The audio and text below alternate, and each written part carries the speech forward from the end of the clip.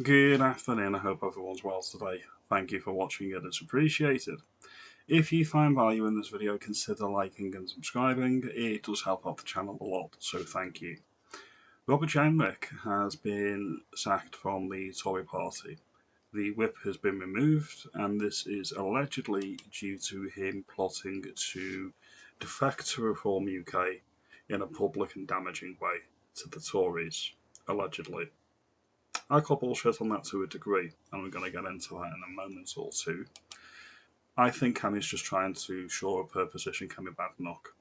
He was the runner-up in the leadership contest last year, or the year before even, just before Trump got in, and she's scared. She's scared that Robert Jenrick was going to take her position as leader of the Tory party, in my particular view. Now, a lot of people think that he's had somewhat of a conversion, and he's now right-leaning. I don't buy that. I've never trusted Robert Jenrick. I really don't. I think he's one of the slimiest and slipperiest politicians in our politics. He was in cabinet during the Boris wave. He was a Remainer, not a Brexiteer.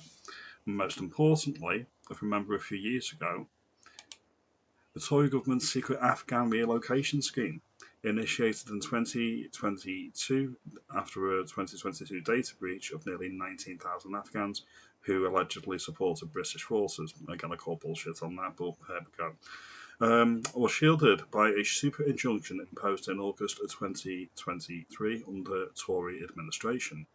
The super injunction, which prohibited reporting the existence of the scheme, was originally applied by former Defence Secretary Sir Ben Wallace and upheld by a judge, citing risk to safety of individuals in Afghanistan. Not the safety of our own people, that, as always, is a secondary concern. It remained in place for almost 2 years, preventing MPs, media and the public from discussing the operation, despite its $850 million projected cost and the relocation of over 6,900 people to the UK under Afghan relocation scheme. And that was much higher. We know the numbers closer to 24,000 now. This is why I don't trust the Tories, and this is why I don't trust the Uni Party in general, because they corroborate and they collaborate with each other on things of national importance or the public good.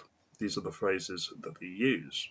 So when Kemi turns around and said that he's been booted because he was planning to defect to Reform, there may be some truth to that. He may be saying the right things now in public. Yes, he is English, yes, he is British, and he's banging that drum at the moment. But he's doing it because his political capital is expedient to do so. I don't think he's doing it because he truly believes it. There are many people in the online discourse that think he's going to go to Reform. I wouldn't welcome that decision, to be honest. He says the right things currently, but he changes his opinions with the wind, and this is what Reform needs to be careful of, in my view. Many people feel that the Tory party is dead now because Kemi has booted him from the party, basically her biggest competitor for the leadership. I think that's what it comes down to. She has pushed him because she is scared that she's going to lose out and she wants to get rid of the competition. Many people, as I say, think the Tories are dead. They're making comments like that online. They're on the way out. They're not going to win another election. There are still good Conservatives in that party, and they need to make a decision on where their loyalties lie. One such example is Nick Timothy and Kate Lamb. I would say that she is as well. They're really good, and they are not prone to being flippant or changing their opinions on a dime. Now, we have Nick Timothy, and he called out radical Islam regarding the banning of Jewish Israelis from a Birmingham football match, because it's come out that, of course, it was all bullshit, that they were going to cause violence. We all knew this. The local community leaders, the Islamist community leaders in Birmingham, were leaning on the police, and the police capitulated to their local community, the non-native people of Birmingham. So this is Nick Timothy talking about this, and as I say, he's one of the few stories that I really raise. The forces of the state are doing the bidding of Islamists and extremists, and I think sometimes in the name of community relations and sometimes in the name of public order, they are taking very dangerous shortcuts, and they are basically putting themselves at the service of extremists who want to destroy the kind of society we have. And this isn't all the first time we've had this. We've had, the Bally Grammar School teacher still in hiding years after death threats made to him. As far as we're aware, not a single person has been arrested or charged with any crime. We saw, the little lad with a Koran and getting scuffed at school.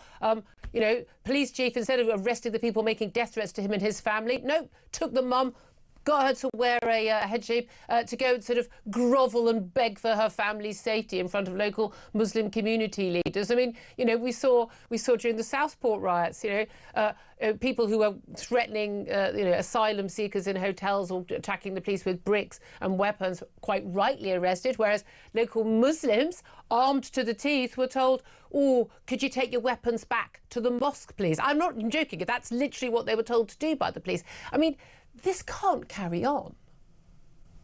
No, we need a complete clear out. So, I mean, this chief constable needs to go. He should be accountable for the disgrace over which he's presided. But actually, there are serious questions about the other senior police officers in West Midlands who took part in this conspiracy. That's exactly what it was. The Police and Crime Commissioner in the West Midlands has been completely invisible and failed to do his job. There should be accountability for him. But there are actually also questions for the rest of the policing institutions. So for a while, West Midlands Police prayed in aid the UK Football Policing Unit, which is part of the National Police Chiefs Council, saying that they'd peer-reviewed their work and said that it was first-rate.